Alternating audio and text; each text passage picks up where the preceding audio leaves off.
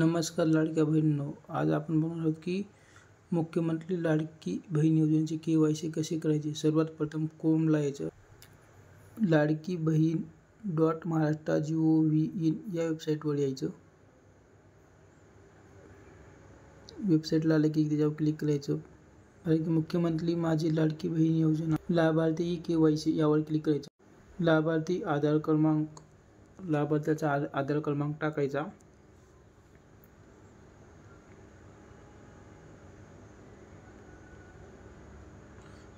नंतर खाली यायचं आणि कॅप्चा कोड जो आहे तो कॅप्चा कोड पण टाकून घ्यायचा। कॅप्चा कोड टाकला की नंतर हा जो बॉक्स आहे हा बॉक्स पूर्ण वाचायचा। पूर्ण वाचल्याच्या नंतर मी सहमत आहे यावर टिक मार्क करायची। OTP आलेला आहे, आता आपण OTP टाकून घेऊ।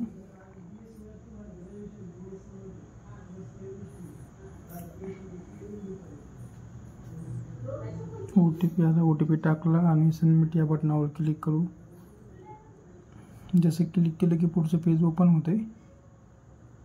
OTP पाठवायवर क्लिक करायचं। पुढचं पेज लोड झालं की वडिलांचा किंवा पतीचा आधार क्रमांक टाकायचा। आधार क्रमांक टाकून घ्यायचा।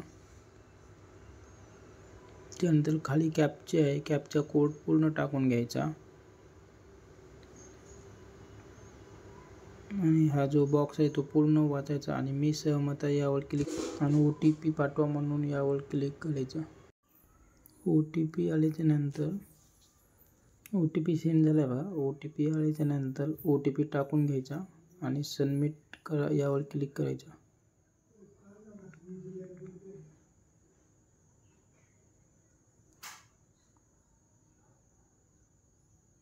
पुढचं पेज ओपन झालं। तिथं ऑलरेडी आपले वडिलांचं नाव किंवा पतींचं नाव जे पण आहे ते आलेलं आहे आणि इकडे जात वर्ग आहे जो कास्ट निवडा यावर क्लिक करायचं। अनुसूचित जाती, अनुसूचित जमाती, इतर मागास वर्ग हे जे आहेत ते मराठीत आहेत।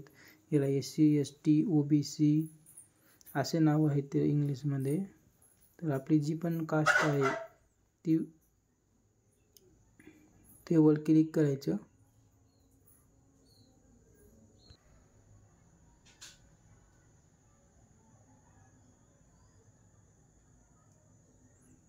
आता इथे मी क्लिक केलेली आहे। जो 1 नंबरचा बॉक्स आहे तो पूर्ण माहिती जी आहे ती पूर्ण माहिती आपण वाचायची।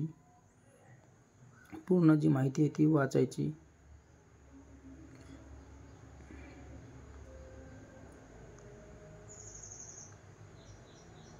खाली इथं तो आहे निवडा जो ऑप्शन आहे त्या ऑप्शनवर क्लिक करायचं आपण। जसं आपण क्लिक करतो तिथं 2 आहेत, हो किंवा नाही, तर त्या जागी हो करायचे।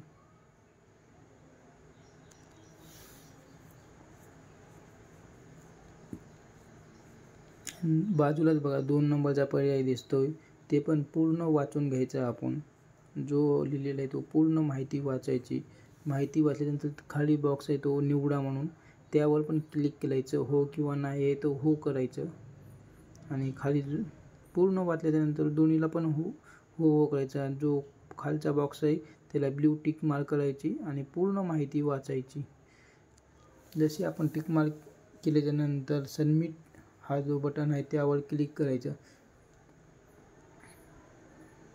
सबमिटवर क्लिक केल्यानंतर पुढचा बॉक्स इथे आपला पुढचा पेज ओपन होते। हा पेज ओपन झाला, इथे सक्सेसफुल नाव आलं।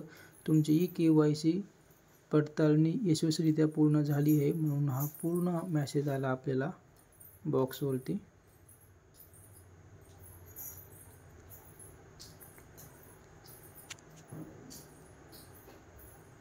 पूर्ण आली बघा, पाहून घ्या। लाभार्थीचा नंबर टाकायचा आणि कॅप्चा कोड आहे तो भरायचा। कॅप्चा कोड टाकला मी सहमत आहे यावर क्लिक करायचं आणि सबमिट करू।